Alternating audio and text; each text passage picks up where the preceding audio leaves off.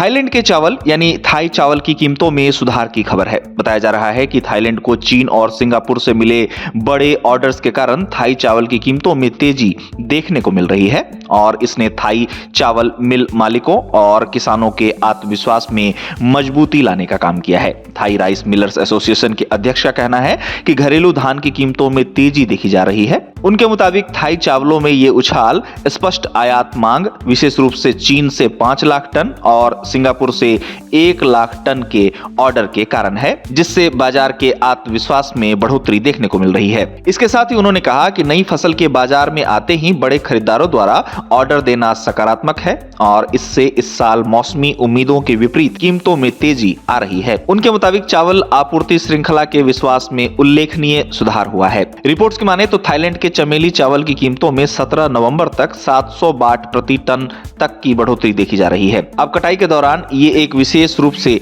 सकारात्मक संकेत है। वहीं थाईलैंड में सफेद धान की कीमतों में 100 बाट की तेजी देखी गई है और इसकी कीमत 6100 से 6900 बाट प्रति टन हो गई है, जबकि ग्लूटिनस धान और पथुम थानी किस्में स्थिर रहीं, लेकिन इनमें खरीदारों की अच्छी खासी दिलचस्पी रिपोर्ट के मुताबिक देखी गई है। थाई राइस मिल्स एसोसिएशन के अध्यक्ष का कहना है कि नई अंतर्राष्ट्रीय मांग थाई चावल के लिए उम्मीद से ज्यादा मांग को दर्शाती है, जिससे पिछले साल की तुलना में घरेलू कीमतों को स्थिर रखने में मदद मिली है, खासकर चमेली चावल के लिए, जिसकी वैश्विक बाजारों में काफी मांग बनी हुई है। गौरतलब है कि थाईलैंड दुनिया के प्रमुख चावल उत्पादक देशों में से एक है। थाईलैंड का चमेली चावल दुनिया भर में अपनी खुशबू और मुलायमपन के लिए जाना जाता है। इस चावल की विदेशों में खूब मांग है। अब जहां तक थाईलैंड की बात है तो कुछ रिपोर्ट्स में थाईलैंड के चावल व्यापार को लेकर कहा गया है कि थाईलैंड के चावल के निर्यात की कीमतें 15 वर्षों में ज्यादा समय के अपने सबसे निचले स्तर पर आ गई हैं।